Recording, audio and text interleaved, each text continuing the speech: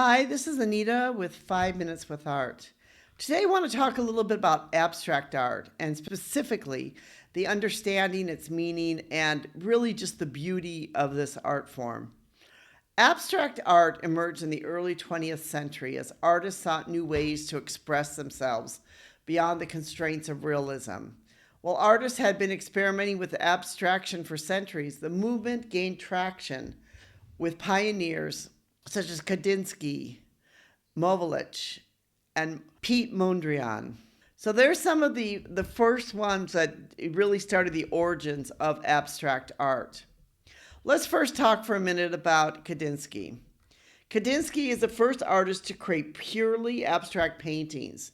He believed art should be free from depicting physical reality and instead focus on emotion and spiritual experiences.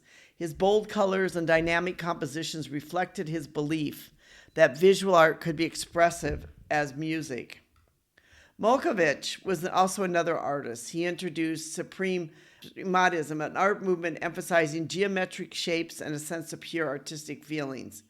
He had some famous works which were like The Black Square, 1915, which challenged traditional artist conventions and redefined boundaries of visual expressions. Pete Mondrian, he was another artist too that was known for his composition of vertical and horizontal lines, interacting with primary colors.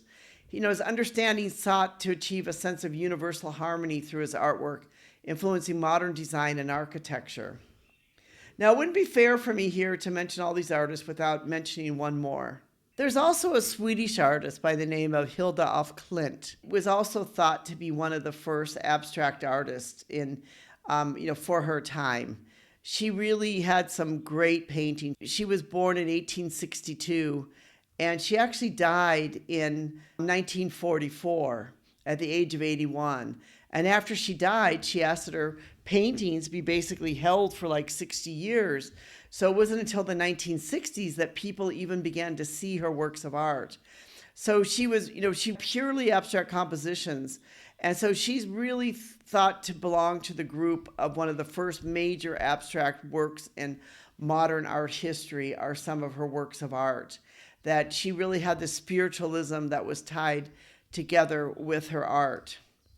But abstract art. What does it mean? Unlike traditional art, which may depict a landscape, portrait, a still life, abstract art does not. There's always have a clear subject instead of its meaning. It's often open to interpretation. Some ways to understand abstract art would be with an emotional response. It's designed to evoke some type of feeling. It can have symbolisms and metaphor in it. And, to understand the artist's intent. Some abstract artists provided insight into their works through titles, descriptions, or interviews. Well, you don't need to know an artist's intent to appreciate their work. Understanding their perspective can help you. And a lot of times abstract art is the viewers have their own personal interpretation on it. So, what do you see in the painting? How does this painting make you feel? Each person may have a different view on it or may feel different as they view the painting. And that's one of the beauties of abstract art itself, is that it lies in its ability to transcend reality and to engage the viewers in their own imagination. Unlike realistic art, here's what you see, this is going to depict the world as it is. Abstract art encourages viewers to explore the unknown and the meaning beyond the obvious. So, in other words, two people could view the same abstract painting and see it completely differently. And that's one of the beauties of abstract art. Abstract art also has with it the sort of freedom of expression with it that allows the artist to break the traditional rules and experiment with new forms. And there's some engagement to your senses too. It stimulates you with vibrant colors, dynamic compositions, and intriguing textures. And it has a timeless appeal, is that abstract art is something which has shown that it's a timeless work of art. And it's also great for decoration. It's a popular choice because abstract art works a lot today in a lot of different types of interior design. You might ask yourself, well, how can I appreciate abstract art? Well, a couple things you can do is observe without judgment, consider your emotional reaction, and learn about the artist, and visit art galleries and museums are all ways that you can do it, and then begin to experiment with your own works of art. And as you do that, you'll have a greater appreciation of abstract art itself.